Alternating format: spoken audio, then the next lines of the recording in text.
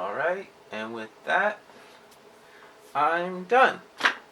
Okay, so I guess I don't have an episode until February, so I have a lot of free time now. I know what I can do.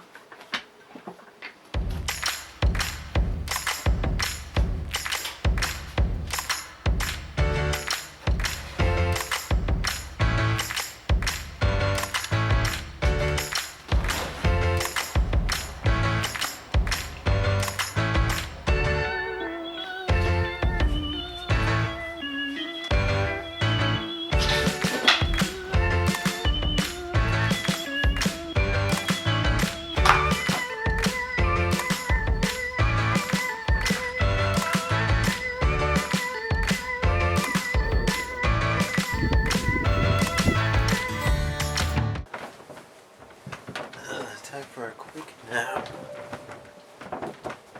Oh, Flash, you want to join?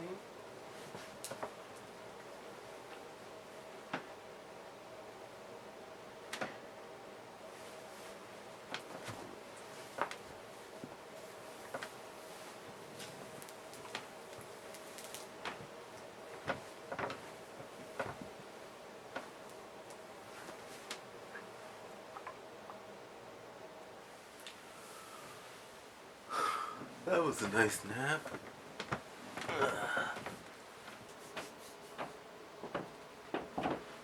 Alright. What time is it? Oh, it's only 6:37. That's not too bad. Wait a minute. The 25th? Haven't even started reading comics yet.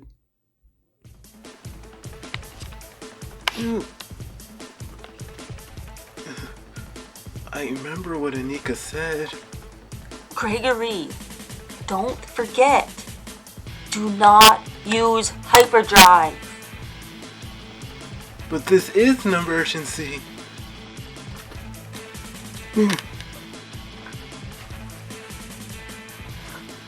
I'm sorry, Anika.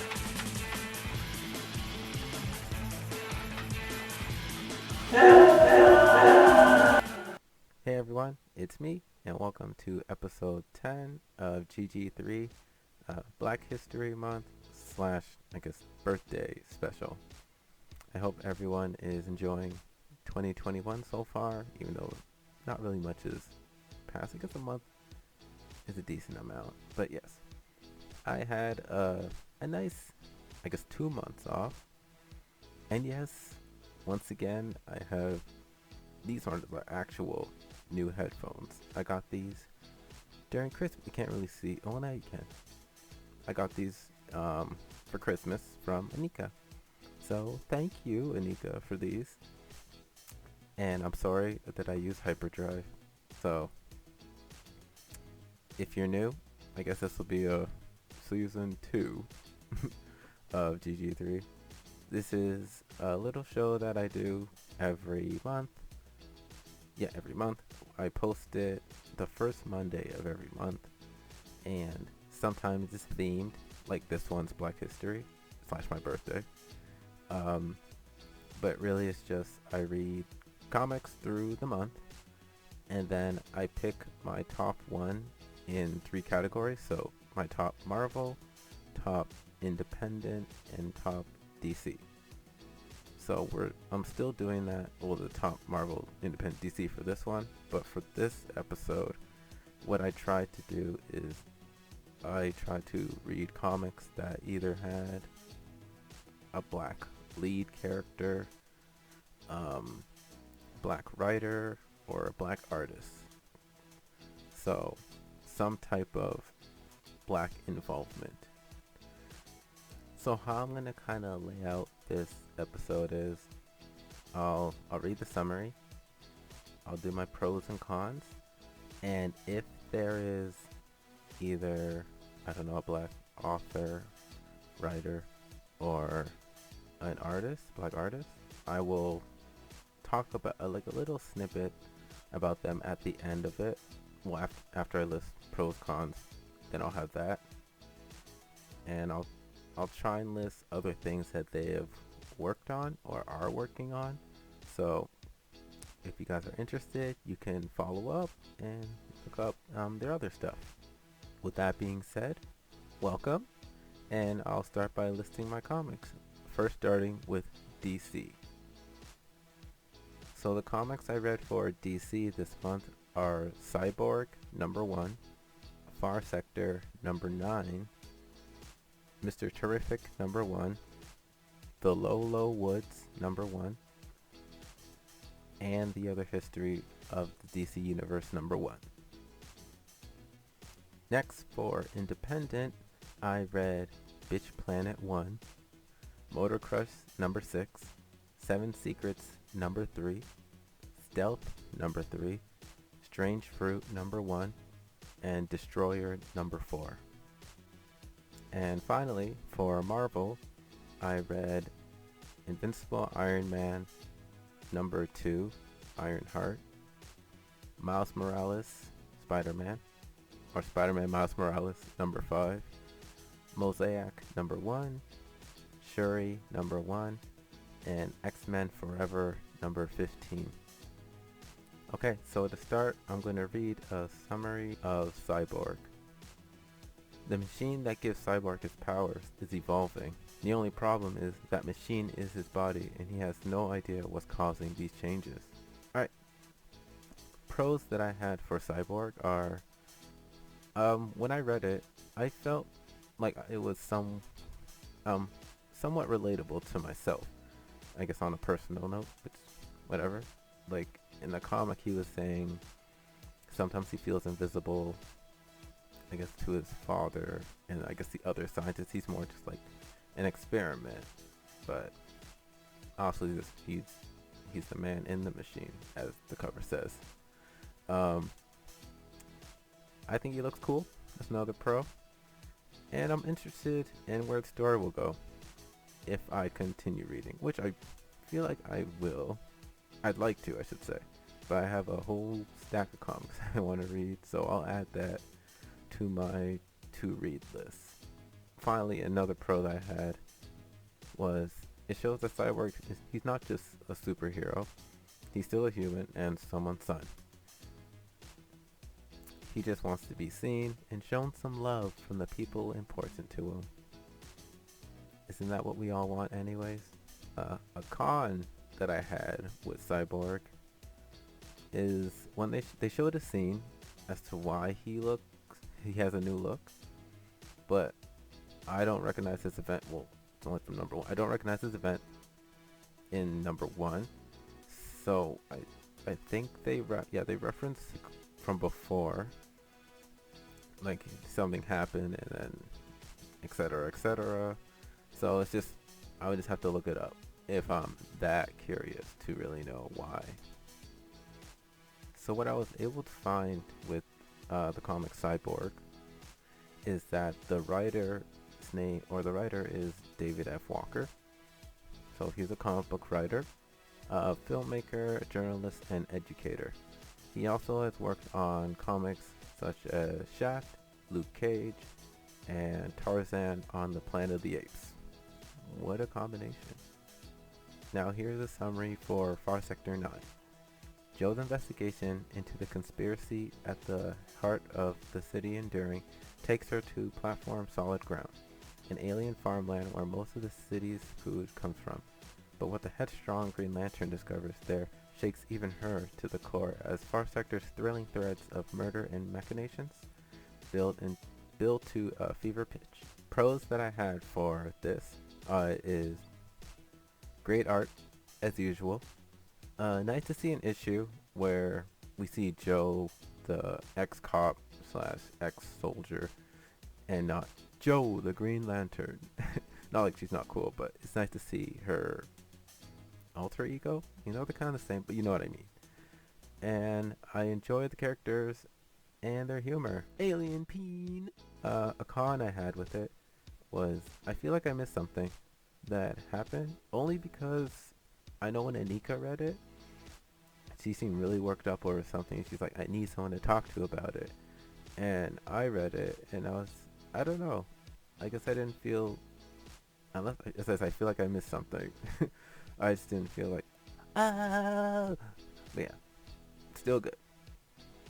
So now for Far Sector, the writers are Norakita Jemisin. I'm sorry if I butcher names too. She's an American fiction writer. She has also written the 5th season and The City Born Great. And also, the artist Jamal Campbell Rice, or I guess he goes by Jamal Campbell. He is a freelance artist who works out of Toronto, Canada. And he's done work on Naomi, Mighty Morphin Power Rangers, and Riri Williams' Ironheart. Next, summary for Mr. Terrific. The world's third smartest man, and one of its most eligible bachelors, uses his brains and fists against science gone mad in this new series from Eric Wallace and Roger Robinson. Michael Holt is the head of a successful high-tech corporation and an institute that recruits and encourages the finest minds of the next generation to excel. As Mr. Terrific, he inhabits a world of amazement few others know exists, let alone can comprehend. Pros that I had for Mr. Terrific was I don't know much about him, so it was very interesting to hear his backstory. Another one I had is if he's the third smartest hero in I guess this world, I wonder who is second and first. If you guys know, I guess just put in the comments. I like it's cool how he uses his his orbs to move around. It almost reminds me how Frozone kind of skated around in The Incredibles. Cons I had, nothing. I just when I was reading it, I was thinking, do people know his secret identity? Because if not, all they would really need to do is find a guy with jacked arms and tattoos for fair and play on both his arms. There must be more to it, but yeah. And finally, personally, I didn't really like his costume. I've seen another variation of him, I believe, in Strange Adventures, and I like that one more. I don't know if the costume under is the same, but he wears a leather jacket, I believe, and I think that looks cool. The writer for Mr. Terrific is Eric Wallace, who also wrote some episodes for the CW show The Flash in seasons 4, 5, and 6. Next, here's a summary of the Lolo Woods. Shudder to think, PA has been on fire for years. The coal mines beneath it are long since abandoned. The woods are full of rabbits with human eyes, a deer woman who stalks hungry girls, and swaths of skinless men. And the people in Shudder to think, well, they're not doing so well either. When Elle and Octavia wake up in a movie theater with no memory of the last few hours of their lives, the two teenage dirtbags begin a surreal and terrifying journey to discover the truth about the strange town they call home. Pros that I had for the Lolo Woods. Seems like an interesting story. And even really based off that summary, it sounds spooky.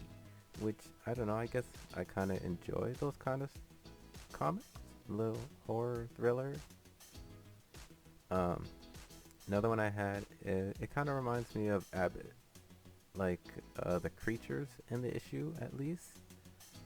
I guess there'll be some detective work, but the creatures that they describe sound very similar to the ones that were in Abbott.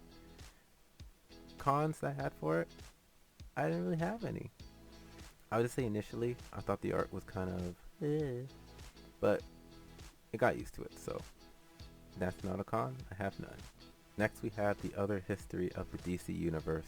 Now, the summary I'm going to put up on the screen, it looks lengthy, but there's only a small part that relates to this book, and the other one just talks about this as a whole. So I'll just read the one that pertains to this book. Issue 1 follows the story of Jefferson Pierce, the man who will one day become Black Lightning, as he makes his way from being a young track star to a teacher and ultimately to his role as a hero. Pros that I had for this was, when I was reading it, it felt very poetic, and I don't know, just I guess the words they use, how it kind of flows, the symbolism in it. It was very nice. It was very interesting to take on the emergence of superheroes, and I guess, yeah, final pro. I realized when reading it, which this is probably just his character, because it's his similar backstory, so it'd be the same anywhere. But Black Lightning is a character who sacrifices a chance at a normal life, so with his family, to help his community, and he usually questions his choices a lot. I guess in many different iterations, old iterations like the TV show, comics, but if he has a similar backstory, then obviously this would carry out through each iteration. But yes, he's very noble. One con I had for this, and this is just me, it was quite long. And this is only a con to me because I'm a slow reader. And I guess when I was reading it, I was kind of like thinking in the back of my head, it's like, come on, Greg, I'll finish this. Gotta read other stuff for GG3. So I feel like it was more the pressure I put on myself to finish in a timely manner. But that's just me, and that's just, I guess, in this situation. So the author for this is John Ridley, who is an American screenwriter, television director, novelist, and showrunner. He is known for 12 Years a Slave. I believe he was a producer on it. American Crime, the anthology, and What Fire Cannot Burn is a novel. Now we're moving on to our independent section, and to start it off, we're doing a summary for Bitch Planet. So the series is a feminist portrayal of the exploitation film genre and takes place in a dystopian reality where non-compliant women are sent to an off-planet prison. Hence, Bitch Planet. It's gonna be quick, I guess. Pros that I had for it, it seems like an interesting story. Cons, I didn't get much from the first issue, but I'm not saying there's anything bad about it. Just I only read one issue, couldn't really take much away from it. But since Anika gave me the volume, maybe I'll read the rest. The artist for Bitch Planet is Valentine Delandro, and he is a Canadian comic book artist who's done work on Marvel Knights 4 and X Factor. Next, here's a summary for Motor Crush 6. While Domino Swift struggles to comprehend her jump forward in time, we cycle backwards to learn more about her father's former racing career, the story of his missing leg, and his secret connection to the machine narcotic Crush. Pros that I had for Motor Crush is I like the backstory that they were giving us about the father and the drug Crush. Very interesting. Obviously it fleshes out the character of the dad more than obviously just besides being the, Domino's dad and the protector.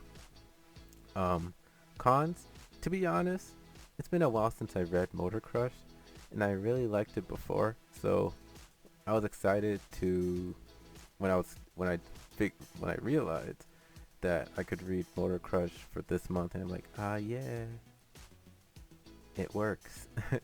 I was excited to find out what happens to Domino, especially after what happened in the last issue.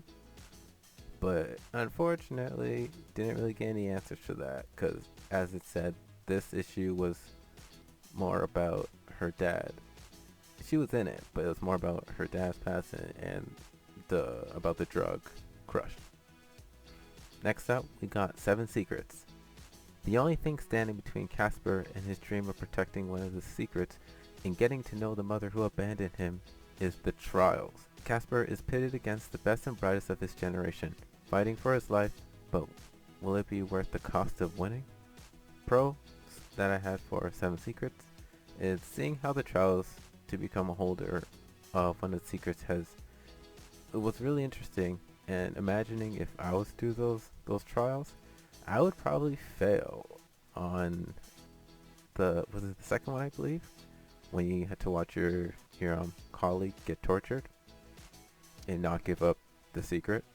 Another pro that I had was what a way to start. Dropping off a headless body and the head in the sack. And based on the title of the next issue, sounds like it's going to be filled with violence. He woke up and chose violence. The villain. Cons, I have none. Next is the summary for Stealth. It's pretty short. A dead hand goes viral. This old school villain takes his vendetta against Stealth to the streets to call out his rival, and everyone in Detroit must choose a side. Dead hand or Stealth? Pros I had for this, it's the same as one of my pros that I had for the previous issue. I enjoyed the portrayal of the dad who has dementia. Seemed very true to how someone would act or would behave with who has it. I really have no idea where the story will go. That's a pro, because no one really wants to read a predictable story. And the villain seems like he has an interesting perspective on the Stealth issue. Well, you know what? It is an issue, because it's not even an issue. He's sometimes hurting innocent people. Cons, I don't have any for this issue. Next, I have a summary for Strange Fruit. What is it? It's 1927 in the town Chatterley, Mississippi, drowned by heavy rains. The Mississippi River is rising, threatening to break open not only the levees, but also the racial and social divisions of this former plantation town. A fiery messenger from the skies heralds the appearance of a being, one that will rip open the tensions in Chatterley. Savior or a threat? It depends on where you stand. All the while, the waters are still rapidly rising. A pros I had for this, the art in this book, it looks like it would be in like a museum. It's very pretty, very, I guess, elegant. I don't know. It looks like it belongs in a museum. Another one, cool ending. Cons, to me, it starts off as like a typical story in that time period, which I guess it's supposed to be, but I don't know. I guess that story to me kind of played out. Yeah, I don't know. But to be fair, that was an issue, a big issue in that time, so I can't get mad at that. Also, one thing that I found with this is there was actually, I guess before, some type of like controversy around this comic.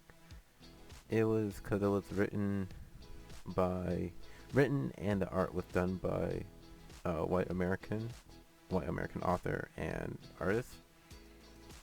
So people were saying it's what is it? It was like the story of it centers around racism of black people. So it's their story told by the oppressor group, I guess. I didn't know this until I researched this, but it seemed okay. Also, this is it's a touchy topic. It's unfortunate. It's I guess it's a missed opportunity for a black author and a black artist to collaborate and produce this. But what can you say? Last but not least, here's a summary for Destroyer number 4. Akai and the mother feud over the fate of the new Dr. Frankenstein, Josephine Baker. But just outside the remote Montana cabin, sinister forces arrive to eradicate any survivors of the battle. Pros that I had for this story is Akai's ability seemed cool, and it's like a deconstruction and repurpose of materials. So it'd be a cool ability to explore further.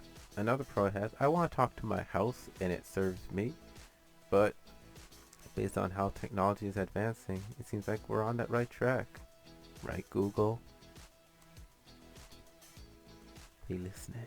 A final pro that I had was seeing the progression of the scientist and I think it was ex-Marine, his dad, developed while eating lunch was sweet.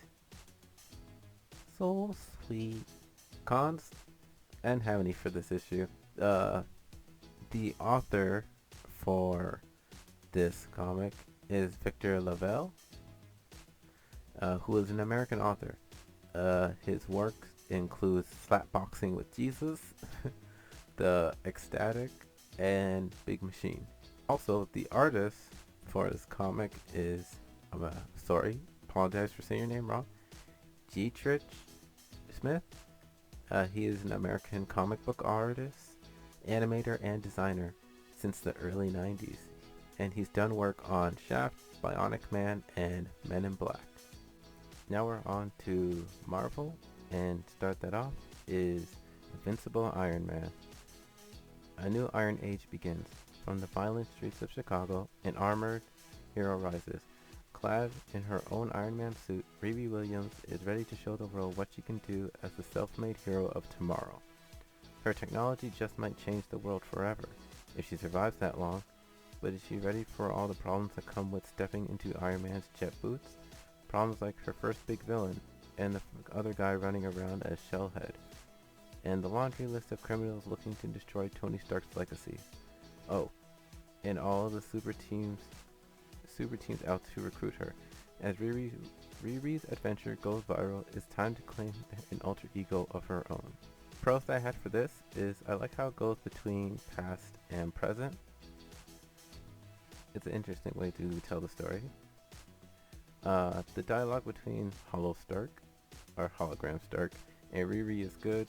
Cons, I was kind of surprised that she was able to beat all the Tony Stark suits, but I guess this is also because Tony Stark obviously wasn't really trying to kill her, because she was fighting like all his suits at once. But hey, it's a story. Next we have Spider-Man Miles Morales. Tombstone is not happy with Miles taking out his weapon supplier and taking drastic measures. He's a big believer in the adage. Never heard that word. If you want a job done, you have to do it yourself. All the while Miles is still juggling school, superheroing, and his love life. Wait a minute. What love life? Pros I had for this comic was it was exciting to see a new character introduced, Starling, and it was fun seeing Miles fight with the gangsters while trash talking. I guess in similar fashion to how Peter would. Cons, I don't have any because I love Miles Morales. Next up, Mosaic. Professional basketball player and world-renowned celebrity Morris Sackett gains extraordinary abilities at the grave cost of his own mortal body. Imbued with the ability to jump from person to person like a ghost, he controls the bodies and memories of those he inhabits. With his own body destroyed, the one-time superstar athlete must rely on others to survive. The saga of the newest Marvel Inhuman Mosaic begins here. Pros that I had with this comic is I love the art. It was, I don't know how to even describe it. It wasn't anything like super, I don't want to say super elevated. It's not super crazy. But I just really enjoyed the art in this. Story was very interesting. Cons. Story is, at least in this issue, slightly hard to follow. at points, but that's just because this is him learning his powers. So um, I guess his powers is a mystery as much to him as it is to us. So the writer for this was Jeffrey Thorne. He is an American screenwriter and novelist. Some things he has written is Black Panther, Soul of a Machine 2 and 7, and Future State Green Lantern 1. The artist for this was Carrie Randolph, American comic book artist who has done art for Tech Jacket, Starborn, and Excellence. Next we have Shuri. Black Panther has disappeared, lost on a mission in space, and in his absence everyone's looking at the next in line for the throne. But Shuri is happiest in a lab, surrounded by gadgets of her own creation. She'd rather be testing gauntlets than throwing them, but a nation without a leader is a vulnerable one, and Shuri may have to choose between Wakanda's welfare and her own. Pros for Shuri is I enjoyed Shuri's character. She's quite similar to the movie one. I liked her new tech. Very, interesting, I think cool. And initially, I didn't like the art, but it grew on me. Cons? I don't really got any. I really enjoyed the story. Now, the writer for Shuri was Nindi Okorafor. Probably murdered that. She is a Nigerian American author of African Judaism and Afrofuturism. Other works she's done include Binti, a novel trilogy, Who Fears Death, which is a show in development on HBO, and The Book of Phoenix. And finally, for Marvel, we have X-Men Forever, number 15. The last time we saw Storm, she was fleeing from the X-Men, having blinded Sabretooth and killed Loki. Now we turn our focus to Wakanda to see what became of our evil clone of the woman that the X-Men loved and trusted. Pros for this are it's an original and interesting story, at least from my knowledge, because I can't say it's original because I don't know every comic, but yes. Anyways, Storm has never been so bad. And teaches us a lesson. Love makes you blind. Cons? None. I don't want to get stabbed. Okay, now that we got all that out of the way, it's time for my Grand 3. So, I guess I'll hop right into it. So my picks are Cyborg, Seven Secrets, and Mosaic. So yeah, I picked those for obviously the reasons I listed before. Thank you all for watching this. I'm hoping that, we all learned or even saw some, like maybe we've read these before, we enjoyed the stories, and now you want to maybe pursue more things that they've written or artists that you like, and maybe you'll find more of their art. So I'm just hoping I did a decent job in promoting our black artists and writers. Not saying the other ones aren't important, but obviously since it's Black History, want to highlight it. And I guess,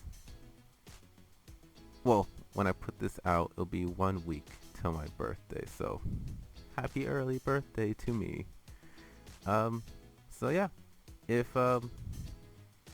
next month will probably just be a regular one, still doing comics. I think I have thought of some different or some themes to do for other months.